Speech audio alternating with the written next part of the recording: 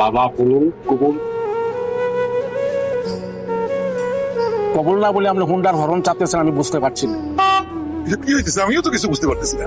আপনার মেয়ের বিয়ে হবে এই বাইকের সাথে, কারণ আপনার মেয়ে তো আমার বিয়ে করতেছে না, বিয়ে করতেছে বলি খেলায় যে এই বাইকটা জিতছে সেই বাইকের মালিকের সাথে। আমি যদি বলি খেলায় না জিততে পারতাম তাহলে তো সে আমার বিয়ে করতো না, এই কারণে বাইক কবুল কইতেছে। এতগুলা মানুষের সামনে আমার আব্বার আর আমাকে শুরু করেন না।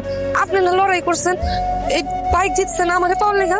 না তো, আমি তো তোমার পাওয়ার জন্য লড়াই করি নাই, কারণ একটা পর্যায়ে আইসা আমি আশাই ছেড়ে দিছিলাম তোমার পাওয়ার। আমি জানতাম এই লড়াই আমি জিতবো না, কিন্তু তিনি জানতো আমি জিতবো। আমি জীবনে যতবার বলছি আমার দিয়ে হইব না, সে বারবার এসে আমার পিঠ চাপড়ে ভিতরে তোরে দিয়ে হইব। তুমি যখন আমার পরাজয় দেখার জন্য উদ্গ্রীব ছিলা, তখন তিনি আমার জয় দেখার জন্য আল্লাহর কাছে দুই হাত তুলে আত্মনাদ করতেছিল। তিনি আমার মা। আমার বয়স যখন 3 বছর,